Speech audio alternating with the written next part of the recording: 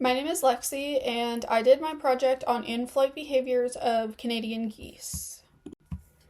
In this video, you'll see a specific flock of Canadian geese that are local to my area.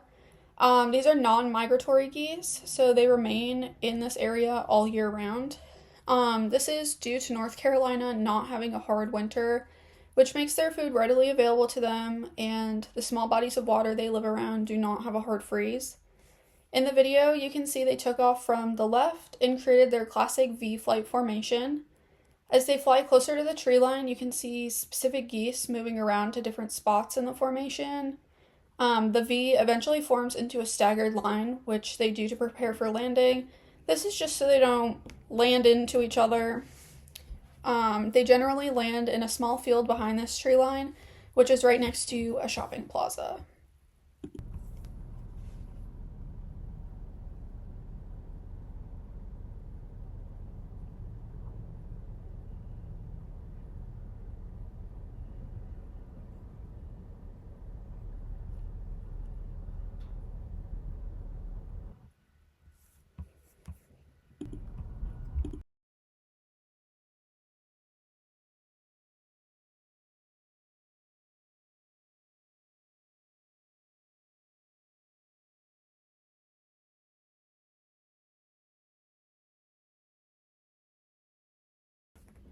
So, causation. Geese will use their natural senses along with seasonal changes and meteorological factors to determine a flight schedule based on specific conditions. Geese will use their senses as well as weather and barometric pressure to observe whether it is safe to fly or not. If the conditions are not right or safe enough for travel, they will remain where they are. Or if the weather conditions change mid-flight, they will turn around and find a safer area to land until the weather passes and they can safely travel again. This would also bring in the use of vocal communication in flight to determine whether they need to stop or if they need to reroute themselves. Development. So at 3 months of age, goslings will learn these in-flight behaviors from their parents and other flock elders. So goslings are taught to fly by their parents when they are around 3 months of age. Around this time, they will have shed their baby fuzz and developed their adult feathers, which are important for them to be able to fly. They will learn flight patterns, landing zones, and in-flight vocal communication by observing their parents.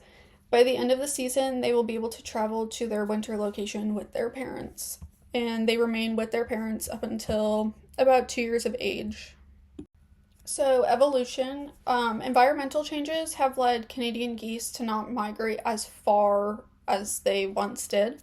Migration patterns have changed with Canadian geese due to environmental changes, food availability, and hunting. Also, climate change. Winters are not as cold as they once were, so they don't have to go as far south anymore. Excessive amounts of hunting have also pushed geese away from some areas. And then food availability, they are able to find food a lot easier just due to the warmer winters. And finally, function. Due to the use of formation cues and vocal communication, geese are able to safely and effectively fly to different locations. Due to the size of these birds and the long distances they travel, they have to expend a large amount of energy flying.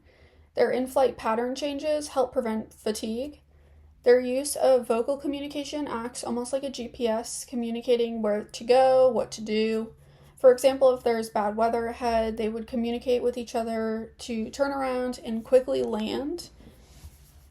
This is just until the weather changes and it's safe for them to go on flying again.